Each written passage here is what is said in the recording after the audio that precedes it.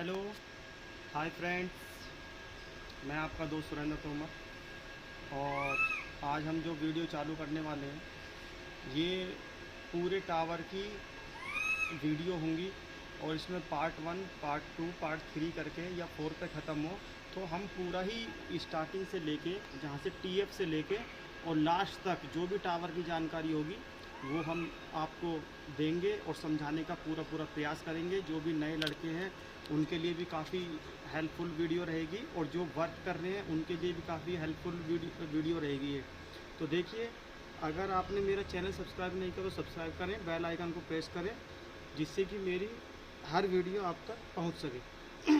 हाँ, तो देखिए दोस्तों, जो भी टावर के अंदर यूज़ होने वाले इक्विपमेंट हैं, जितने भी टोटल इक्विपमेंट्स हैं उनके सभी के बारे में मैं बताऊंगा और कौन से पार्ट से होकर। जैसे अगर हमारी ईबी सप्लाई है तो ईबी सप्लाई कहाँ से स्टार्ट होती है हमारी और कहाँ से होती हुई, किधर से होती हुई एसएमपीएस तक जाती है या एसएमपीएस से फिर बीटीएस में जाती है, तो उसके बारे में बताएंगे। और फिर डीजी से चलती हुई सप्लाई वहाँ से कहाँ से होती हुई या पैनल से होती हुई कहाँ से कहाँ तक के लिए जाती है, इन सब चीज़ के बारे में मैं समझाऊंगा। और कौन सा पार्ट्स यानी कि जोन सा भी इक्विपमेंट है उसके अंदर जो भी तमाम पार्ट्स लगे हुए हैं तो उनमें कौन सा पार्ट्स क्या काम करता है, उसका क्या वर्क है, ठीक है, वो किस तरीके से काम करता है और कैसे कैसे उसे कनेक्शन होते हैं, सभी चीज़ के बारे में बताऊंगा। तो देखिए, हम अपनी वीडियो स्टार्ट करते हैं और हर चीज़ ज़्यादा से ज़्यादा समझाने की आपको कोशिश करूंगा कि इसको ऐसे नहीं ऐसे करते हैं और या फिर इसमें ये वाला फार्मूला लगाते हैं तो तब ये निकल के आएगा या इस तरीके से। क्योंकि जहाँ पर भी आप काम कर रहे हो नेटवर्क में या फील्ड में, तो आपको ज़्यादा से ज़्यादा नॉलेज होनी चाहिए। जो आपका सीनियर हो वो भी आपकी तारीफ़ करे कि हाँ भाई, कि कोई भी है, अगर कोई भी नाम दे करके कि हाँ भाई तू बहुत बढ़िया आप काम करते हो और आप ही के जैसे बंदों की हमें नेटवर्क में ज़रूरत है, ठीक है, जो कि हमारा नेटवर्क 24 आवर्स कंटिन्यू वर्किंग में रहे। तो देखिए, हम अपनी वीडियो स्टार्ट करते हैं और सबसे पहले टीएफ से स्टार्ट करते हैं, ठीक है। तो देखिए, हाँ, तो देखिए दोस्तों, अभी हम ईबी मीटर के पास हैं। ईबी मीटर से पहले जो सप्लाई आती है वो हमारे टीएफ होता है, यानी कि जो ट्रांसफार्मर होता है, जो लाइट का ट्रांसफार्मर होता है, वो इसलिए रखा जाता है जो कि हमारे जो 11,000 के जो 11 केवी की जो लाइन होती है, यानी कि जो 11,000 वोल्ट करंट होता है उसको 440 वोल्ट में कन्वर्ट करता है। यानी कि हमारा जो 11,000 की लाइन आ रही है और प्लस वो टीएफ पे आएगी। टीएफ से जो बाहर सप्लाई यानी कि जो इनपुट सप्लाई है वो 11,000 वोल्ट की रहेगी, यानी कि 11 केवीए की लाइन रहेगी। और जो आउटपुट में जो जाएगी वो फेस टू फेस अगर बोला जाए तो 440 वोल्ट होता है। और अगर सिंगल फेस के हिसाब से देखें तो उसमें हमें 3 फेस मिलेंगे, जो कि RYB और प्लस एक न्यूट्रल और मिलेगा, ठीक है। तो देखिए, जब वो तीनों फेस और प्लस एक न्यूट्रल जो आता है फिर उसके बाद में आता है ईबी मीटर के पास में, ठीक है। अगर हम फेस टू फेस की बात करें तो फेस टू फेस में जो सप्लाई जो रहती है वो 440 वोल्ट रहती है और सिंगल फेस में neutral plus R, neutral plus Y या B, तो उसमें 220, 200 लमसम जो भी वोल्टेज आ रहे हो, 220, 25 या 218 जो भी लमसम मिनिमम वोल्टेज इतने आउटपुट में हमें मिलते हैं। तो फिर उसके बाद में आता है ईबी मीटर, क्योंकि ईबी मीटर से हम सप्लाई ले ही नहीं जा सकते हैं। जो ईबी मीटर होता है ये इलेक्ट्रिक बिल के लिए लगाया जाता है, जो कि काफ़ी सारे फंक्शन इसमें मौजूद हैं, यानी कि जो कि KWH या KVH या KW या हर फेस का एम्पियर लोड बताया कितना चल रहा है, या MDI या कितना हमारा टोटल लोड चल रहा है, या मतलब पूरी डिटेल इसमें काफ़ी सारे ऑप्शन दिए हुए हैं बिजली विभाग की तरफ से, जिससे कि हमारा बिल जनरेट हो सके। यानी कि हर तरीके की कैलकुलेशन निकाल के, क्योंकि जो भी कैलकुलेशन निकालेंगे तो बिल उसी का यूनिट के हिसाब से चलेगा। तो यूनिट की बात करूँ मैं, अगर एक यूनिट की बात करा जाए, अगर एक यूनिट की बात करी जाए तो अगर उस पर एक यूनिट के हिसाब से और हमारा क्या नाम है 1000 वाट यानी कि लोड डाला हुआ है, यानी कि 1 किलोवाट लोड डाला हुआ है। अगर हमारा जो ईबी मीटर है अगर कंटिन्यू 1 घंटे रन करता है, यानी कि 1 घंटे हमारी लाइट चलती है और उस पर 1000 वाट लोड पड़ा हुआ है, यानी कि 1 किलोवाट। मैं 1 किलोवाट की भी बात बता देता हूँ। 1 किलोवाट यानी कि 1000 वाट बराबर 1 किलोवाट, ठीक है, यानी कि 1 किलोवाट में 1000 वाट होता है। तो अगर हमारा 1000 वाट अगर लोड चल रहा है इस पर, तो उसके हिसाब से अगर कंटिन्यू 1 घंटा रन करेगा तो हमारी 1 यूनिट बढ़ेगी पर यूनिट, यानी कि 1 किलोवाट पर यूनिट 1 घंटा आवर। हावर के हिसाब से, ठीक है ना। तो देखिए ज़्यादा से ज़्यादा जानकारी देंगे तो फिर तीनों फेस इसमें आ जाते हैं और प्लस न्यूट्रल भी आ जाता है। तो उसके बाद में जो होता है, जो आउटपुट में जो फिर ये मीटर से होके सेम हमें सप्लाई मिलती है, जो कि 440 वोल्ट, यानी कि फेस टू फेस अगर बात करी जाए तो 440 वोल्ट, और अगर सिंगल फेस के हिसाब से बात करी जाए तो 220 वोल्ट आउटपुट में निकल जाते हैं, जिससे कि 3 फेस और 1 न्यूट्रल निकलता है। तो देखिए फिर हम आगे चलते हैं। ईवी मीटर के बारे में मैंने काफ़ी आपको समझा दिया है, अब इससे आगे चलते हैं कि इससे आगे हमारी सप्लाई कहाँ जाती है। हाँ, तो देखिए दोस्तों, अब हम ईवी मीटर से जो सप्लाई आई है वो हमारे किटकैट के पास किटकैट पे आई है, यानी कि जो ये किटकैट है ये एक फ्यूज़ का काम करते हैं, ठीक है। तो किटकैट का और जो एचआरसी जो फ्यूज़ होते हैं, जो एम्पेयर के हिसाब से जो कंपनीज बना रही हैं, जो फ्यूज़ होते हैं, यानी कि 100 एम्पेयर के या मतलब 60 एम्पेयर के, 45 एम्पेयर के, ठीक है। तो उसके हिसाब से जो फ्यूज़ लग रहे हैं वो 1 एम्पेयर के हिसाब से कंपनी दे रही है, तो हम उसको लगा देते हैं।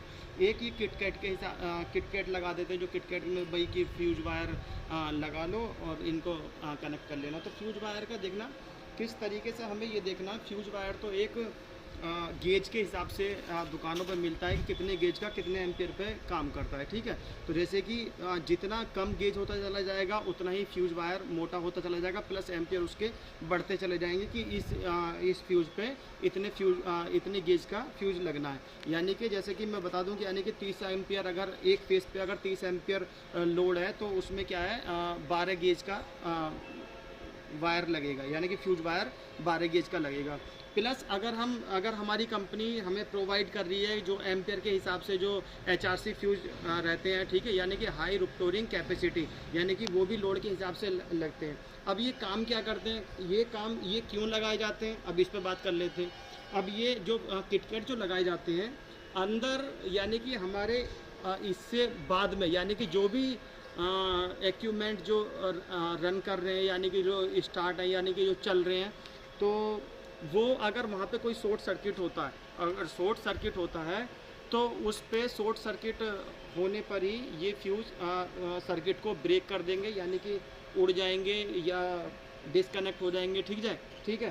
तो उस हिसाब में, उस कंडीशन में ये काम करते हैं। यानी कि अगर हमारा कोई शॉर्ट सर्किट होता है तो अगर कोई कैसी भी घटना नहीं घटे हमारी साइड के अंदर, तो उस टाइम पे ये काम करते हैं, ठीक है। तो इसी हिसाब से जो हमें फ्यूज़ वायर लगाना पड़ता है वो रेटिंग के हिसाब से इसीलिए लगाया जाता है, जिससे कि यानी कि जो हमारी साइड का लोड है, सपोज करो मेरे 2 एसएमपीएस चल रहे हैं, दोनों एसएमपीएस में 3-3 मॉड्यूल चल रहे हैं, ठीक है, यानी कि 3-3 रेक्टिफायर चल रहे हैं, वो भी 4-4 हज़ार वाट के चल रहे हैं। तो वाट यानी कि जो लोड चल रहा है, यानी कि जैसे 2 मॉड्यूल चल रहे हैं, 2 रेक्टिफायर चल रहे हैं, यानी कि 4000 वाट एक हो गया, 8000 वाट लोड हो गया। तो 8000 वाट का अब फिर हमें अब लोड निकालना है, ठीक है, यानी कि जो लोड निकालना है इसका, तो वोल्ट और क्या नाम है उसको भाग देना है, ठीक है, जो हमारा वाट है, ठीक है। तो उसको अगर वो करेंगे तो हमें पावर निकालनी है, यानी कि हमें लोड यानी कि करंट निकालना है कि हमें हमारे एक फेस पे कितना करंट है। तो देखिए मैं कैलकुलेटर में आपको निकाल के दिखा देता हूँ कितना लोड है।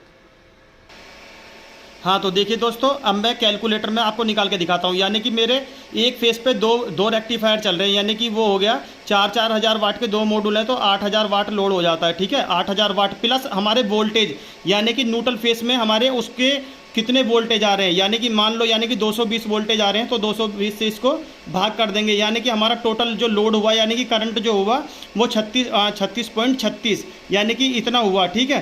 अब क्या करना है हमें, जो फ्यूज जो लगाना किस तरीके से लगाना है, यानी कि फ्यूज को हमें 25% और लेना है पावर, यानी कि कोई भी अगर इक्विपमेंट या वर्क करता है तो कभी कभी वो थोड़े टाइम के लिए ज़्यादा लोड ले लेता है, ठीक है। तो उसके हिसाब से हमें गुणा 1.25, यानी कि टोटल लोड मेरा फेस पे 45.45 हुआ, यानी कि जो हमारा जो फ्यूज है अब जैसे 45 एम्पियर का है, ठीक है, तो हमें इस पे जो फ्यूज लगाना होगा। हाँ, तो ठीक है ना दोस्तों। हाँ, तो दोस्तों 45 एम्पियर हुआ है, तो हमें जो फ्यूज जो लगाना है अपने जो फेस पे लगाना है वो 60 एम्पियर का फ्यूज लगाना है, क्योंकि 45 एम्पियर का आता नहीं है, तो 50 का आता है या 60 का आता है, तो 60 एम्पियर का हमें फ्यूज लगा लेना, क्योंकि हमारा फुल लोड इतना होगा। यदि कोई भी शॉर्ट सर्किट होता है, ठीक है, तो देखिए मैं अभी आपको आगे बताता हूँ। हाँ, तो दोस्तों देखिए, जैसे मैंने आपको बताया कि एक फेस पे हमारा 45 एम्पियर लोड आया। अब मैं फिर दोबारा रिपीट कर देता हूँ इस बात को, अच्छे से समझ लो जो हमारा यानी कि एक फेस पे हमें लोड देखना है कि कितने वाट हमारा लोड चल रहा है। यानी कि अगर हमारा एक फेस पे अगर एक मॉड्यूल चलता है या 2 मॉड्यूल चलते हैं, अभी मैंने जो कैलकुलेट करके दिखाया है वो 2 मॉड्यूल का जो मैंने लोड निकाला यानी कि करंट निकाला है। लोड हम करंट को बोलते हैं जो कि एम्पियर लोड होता है, एम्पियर, ठीक है, उसको बोलते हैं।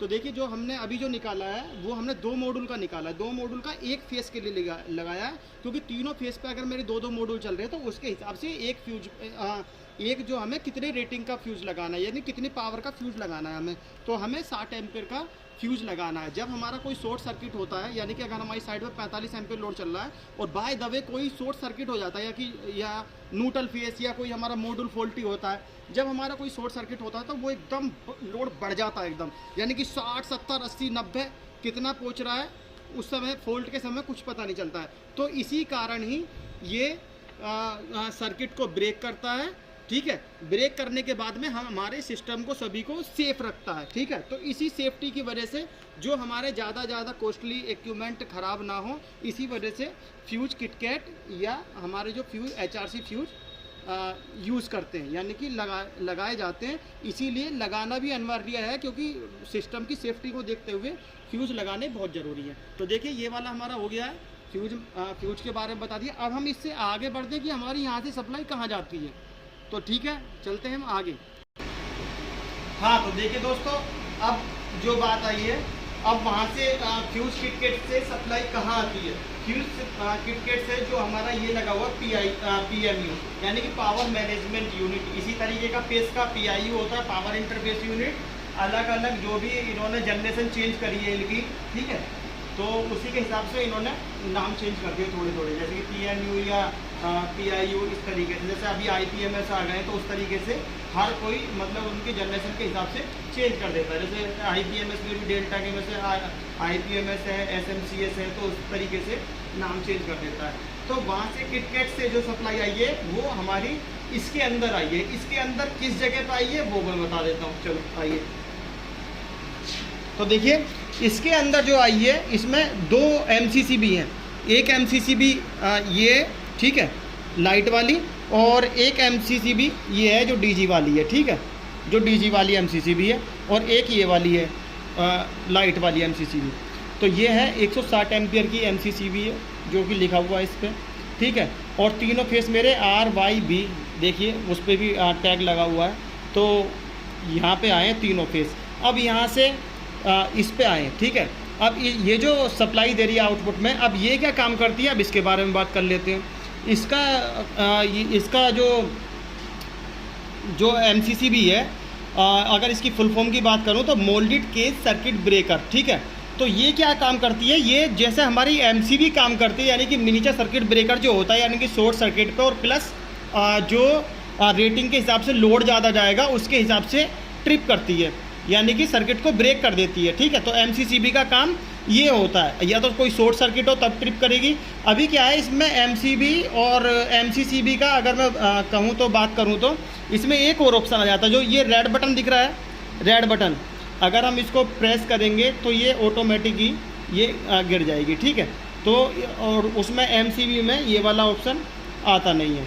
तो ये देखिए MCCB है, तो ये मोल्डेड केज सर्किट ब्रेकर। अभी इसके आउटपुट में सप्लाई, तो इसके बारे में समझ गए होंगे तो इसका काम क्या है, और हम इसको मैनुअली भी सप्लाई को काट सकते हैं, ठीक है। तो ये सर्किट को ब्रेक कर देगा मैनुअली भी, और प्लस वो तो अगर शॉर्ट सर्किट होगा या प्लस लोड ज़्यादा होगा तो उसके हिसाब से तो ब्रेक करी जाएगी। तो अब इसके बाद में सप्लाई जाती है ऊपर की तरफ, ठीक है, यानी कि इनपुट यहाँ पे आई है, इनपुट यहाँ पे आई है और आउटपुट यहाँ पे आ गई है, ठीक है। तो आउटपुट के बाद में सप्लाई कहाँ पे गई है, आउटपुट के बाद में अभी सप्लाई यहाँ पे आती है फेस सिलेक्टर पे, ठीक है, यानी कि 1 2 3 4 यानी कि 4 है मेरे, 4 कॉन्टेक्टर लगे हुए हैं फेस सिलेक्टर के। अब फेस सिलेक्टर का काम क्या होता है, फेस सिलेक्टर का काम ये होता है, अगर मेरे तीनों फेस हैं, तीनों फेस हेल्थी आ रहे हैं तो उसमें से तीनों में से कोई से भी 2 सिलेक्ट कर लेगा। तो वो फेस सिलेक्टर का जो फेस सिलेक्टर कार्ड होता है, जो इसका यानी कि PCB कार्ड यानी कि प्रिंटेड सर्किट बोर्ड, जो इसका PCB होता है उसमें भी रिले लगी होती है, रिले के अकॉर्डिंग ही ये कॉन्डक्टर होल्ड होते हैं। तो फिर जो अगर बाय द वे हमारे 3 फेस आ रहे हैं RYB और एक फेस में वोल्टेज कम आ रहे हैं, यानी कि 180, 70, 75 और 2 में आ रहे हैं 220, 218, 220, तो उसमें उस कंडीशन में क्या करेगा ये, तो दोनों फेसों को उनको उठाएगा जो हेल्थी फेस आ रहे हैं हमारे, क्योंकि ये यही काम करता है फेस सिलेक्टर, जो हेल्थी फेस होंगे उन्हें सिलेक्ट करके आगे पास करता है, यानी कि आगे भेज देता है उठा के। तो देखिए, हाँ तो दोस्तों जो भी हमारे जो ये फेस आए नीचे की तरफ, यानी कि इनपुट नीचे की तरफ आई है और आउटपुट में फेस ऊपर सप्लाई निकाल के भेज दी है, ठीक है। आउटपुट हमारी ऊपर है और जो इनपुट है वो हमारी नीचे की तरफ है। अभी हमारे दोनों कॉन्टैक्टर होल्ड है, एक में थोड़ी प्रॉब्लम थी, एक में ठीक है, ये भी होल्ड है, ये भी होल्ड है। तो अब आउटपुट में सप्लाई यहाँ से कहाँ गई है आप समझ गए होंगे अच्छी तरीके से। MCCB में आई है पावर, MCCB के बाद में फेस सिलेक्टर में आई है। जो फेस सिलेक्टर कार्ड देखो यहाँ पे लगा हुआ है, अभी ये बंद हो रखा है, अभी फेस सिलेक्टर हमने बाईपास कर रखा है।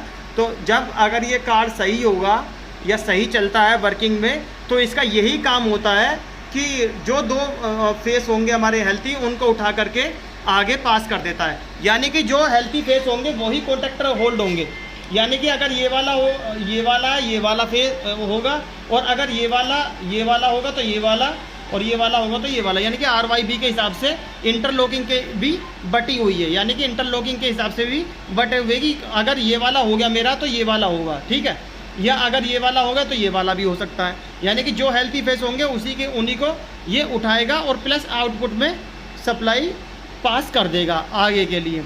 अब आगे फेस सिलेक्टर से कहाँ जाती है अभी मैं ये बता देता हूँ।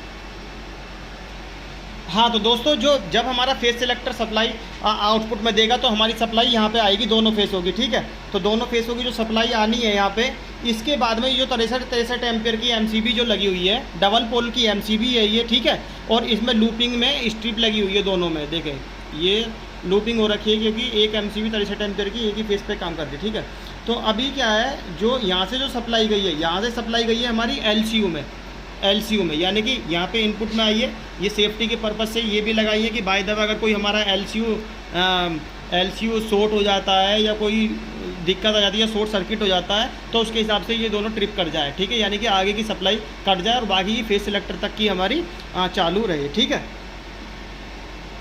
तो इसके बाद में क्या है, LCU में सप्लाई जाती है।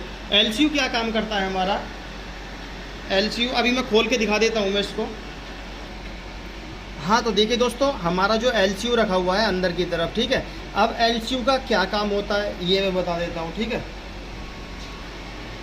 देखिए LCU का काम है हमारा लाइन कंडीशनर यूनिट, यानी कि जो भी हमारे जो दोनों फेस आ रहे हैं उनका क्या है, जो अगर बाय द वे हमारे दोनों फेसों में वोल्टेज कम आ रहे हैं, यानी कि लमसम 180 या 190 के करीब आ रहे हैं दोनों में, और अगर टोटल मिला के देखा जाए तो LCU क्या काम करता है, 280 वोल्टेज से लेके 500 वोल्टेज को मेंटेन करके देता है, यानी कि हमें आउटपुट में सिंगल फेस देता है प्लस इनपुट में अपने फेस टू फेस लेता है। और अगर इनपुट में फेस टू फेस ले रहा है तो हमें जो हमें निकाल के देगा आउटपुट में वो 1 फेस देगा और प्लस एक न्यूट्रल देगा और प्लस उनमें 4 फेस दे देगा, और अलग अलग तरीके के उसमें वोल्टेज होंगे चारों फेसों में, यानी कि एक में एक कम और उससे ज़्यादा, इस तरीके से वो करता है। अब फिर उसमें LCU के बाद में SBR कार्ड होता है, देखिए ये वाला जो है SBR कार्ड है, ठीक है।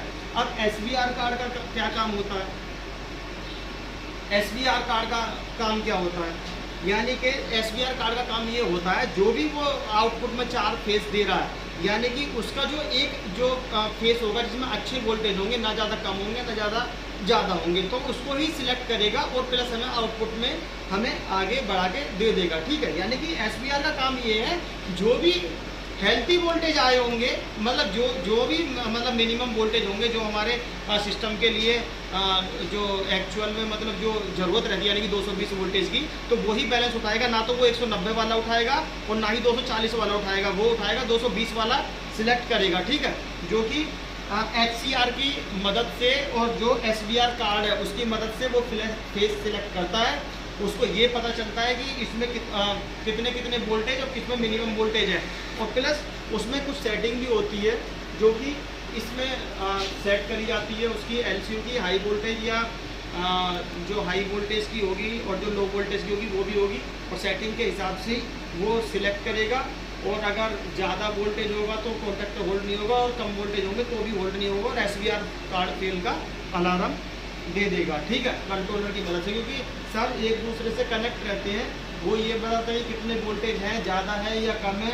अगर ये निकाल के भी देता है तो फिर ये पता करेगा कि इसमें वोल्टेज ज़्यादा आ रहे हैं कि कम आ रहे हैं। तो SVR का काम होता है जो मिनिमम वोल्टेज को उठाना, यानी कि जिसमें अच्छे वोल्टेज आ रहे हैं 220 वोल्टेज, उसको उठा करके हमें पास करता है। ठीक है, LCO का काम है, 2 फेस आए उस पर, दोनों फेसों में से उसने अलग अलग टाइप के वोल्टेज के फेस अलग निकाल देता है, प्लस एक न्यूट्रल दे देता है। ठीक है, तो उसी के हिसाब से फिर SVR का कार्ड ये होता है कि उसमें से कौन सा फेस चॉइस करना है जो कि हमारे सिस्टम के लिए सही है, यानी कि 220 वोल्टेज है, तो उसी के हिसाब से उसको सिलेक्ट करके आगे पास कर देता है। तो मैं बताता हूँ फिर कि वो कैसे पास करता है, कहाँ से पास करता है। हाँ, तो देखिए उसके बाद में सप्लाई कहाँ आती है, जब हमारा SVR आउटपुट में सप्लाई दे देता है तो फिर उसके बाद में कहाँ जाती है।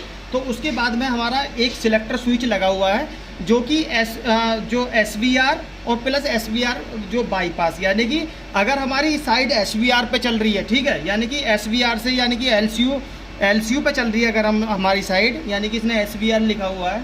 ठीक है, अगर SVR कार्ड से कंट्रोलिंग से चल रही है हमारी, तो तब यहाँ पे आएगी।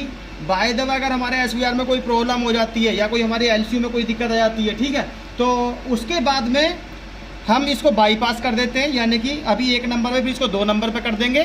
तो 2 नंबर पे करने के बाद में डायरेक्टली वो फेस सिलेक्टर के बाद में सप्लाई यहाँ से उठा लेता है। अब इसके बाद में कहाँ जाती है, इसके बाद में आता है EB कॉन्टैक्टर। ठीक है, EB कॉन्टैक्टर और प्लस DG कॉन्टैक्टर, 2 कॉन्टैक्टर लगे हुए हैं जो कि EB चल रही है अभी, EB कॉन्टैक्टर होल्ड है।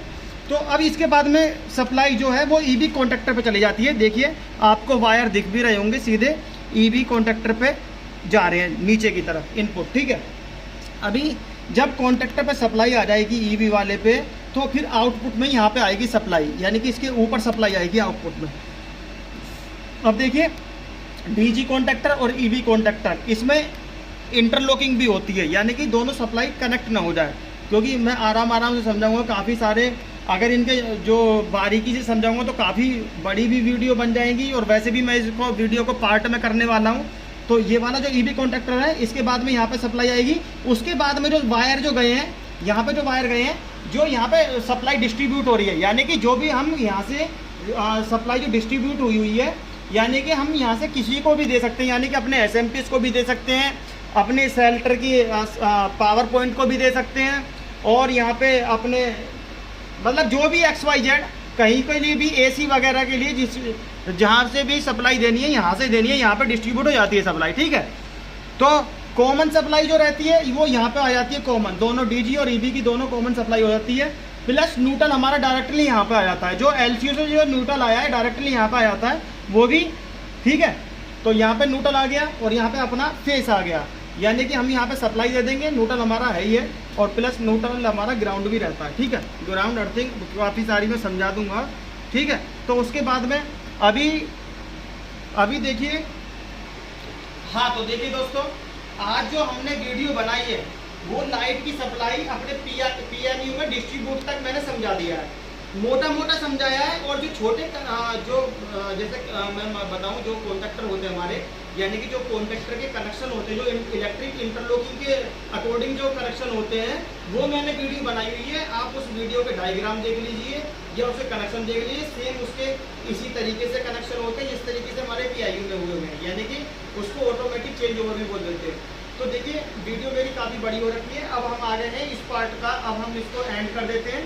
अब हम आ गए हैं जो PMU में सप्लाई डिस्ट्रीब्यूट हुई है EB की। ठीक है, और जो भी दो पार्ट बने, 3 बने, 4 बने, 5 बने, पूरे टावर का पूरा फुल एकदम वेरीफाई करके बता दूंगा आपको कि कहाँ पे कौन सा पार्ट क्या काम करता है। ठीक है, तो कॉन्टैक्टर का काम भी एक जो पॉइंट होता है रिले टाइप में काम होता है, जिससे भी सप्लाई को कनेक्ट और डिस्कनेक्ट करने का काम होता है कॉन्टैक्टर का। ठीक है, सिलेक्टर स्विच का क्या काम होता है, चेंज करने का होता है, जो कि पावर को एक दूसरे से चेंज ओवर टाइप में मान लीजिए सिलेक्टर स्विच जो है, जो यहाँ पे जो पावर का जो लगा हुआ है, देखिए मैं दिखा देता हूँ। जो यहाँ पे जो सिलेक्टर स्विच लगा हुआ है ये पावर को चेंज करने का है, यानी कि एक चेंज ओवर की तरह काम करता है। ठीक है, तो ये इस तरीके से अगर इसको घुमा देंगे तो एक सप्लाई को काट देगा SVR वाली को, और दूसरी सप्लाई को जो हमारे फेस डायरेक्टली आ रहे हैं उनको सिलेक्ट कर लेगा। ठीक है ना दोस्तों। तो देखिए, और कॉन्ट्रैक्टर का काम है एक जगह से दूसरी जगह को कनेक्ट करने का काम करता है, यानी कि जो सप्लाई नीचे वाली है और उसको कनेक्ट और डिस्कनेक्ट करने का काम करता है। कॉन्ट्रैक्टर का काम ये होता है, ठीक है। एमसीसीबी का मैंने काम बता दिया है, और एमसीबी का काम बताऊं तो मिनीचर सर्किट ब्रेकर होता है। एमसीबी का काम भी यही होता है, प्लस ओवरलोड हो जाए तो ट्रिप मार जाएगी, और शॉर्ट सर्किट हो जाए तो ट्रिप मार जाएगी। तो देखिए, अभी हमने कोई भी चीज़ ऐसी छोड़ी नहीं है जो नहीं बताई हो, ठीक है। फ्यूज से लेके एलसीयू से लेके, एलसीयू हमारा क्या है, एलसीयू वोल्टेज के बैलेंस को बनाए रखने का काम करता है, यानी कि जो एसवीआर कार्ड, यानी कि एलसीयू तो हमारे वोल्टेज निकाल के दे देता है कि मैंने तो इतने इतने वोल्टेज दिए हैं, ठीक है। प्लस उसमें एसवीआर का छांटने का काम रहता है कि उसमें कौन सा फेस उसको लेना, यानी कि जो अच्छा फेस है, जो मिनिमम वोल्टेज का फेस है, वो उसको सिलेक्ट करता है। एसवीआर का भी काम समझ गए होंगे, प्लस एलसीयू का भी। कोई चीज़ हमने ऐसी छोड़ी नहीं है जो नहीं बताई हो आपको। और प्लस डिस्ट्रीब्यूट तक हम आ गए। अगला पार्ट हम अगली वीडियो में चालू करेंगे, ठीक है, यानी कि अगले दिन, या अगर हमें कल का टाइम नहीं मिले तो परसों करेंगे। मेरी वीडियो अच्छी लगे तो लाइक करें, शेयर करें। लाइक करना, लाइक करके ही मुझे पता चलता है कि मेरी वीडियो लाइक हो गई है, इतने लाइक मिल गए हैं, लोग काफ़ी देख रहे हैं। प्लस मेरे चैनल को सब्सक्राइब करना, और मेरी वीडियो को ज़्यादा से ज़्यादा जो टेलीकॉम ग्रुप है उनमें शेयर करना, ठीक है ना दोस्तों। और मैं आपको ऐसी वीडियो लाता रहूँगा। और अगली वीडियो हम पूरी डीजी की सप्लाई भी बताएंगे, डीजी की सप्लाई कहाँ से कहाँ तक गई है, और फिर एसएमपीएस के बारे में बताएंगे, बैटरी बैंक के बारे में भी बताएंगे, सब चीज़ के बारे में बताना है। Okay friends.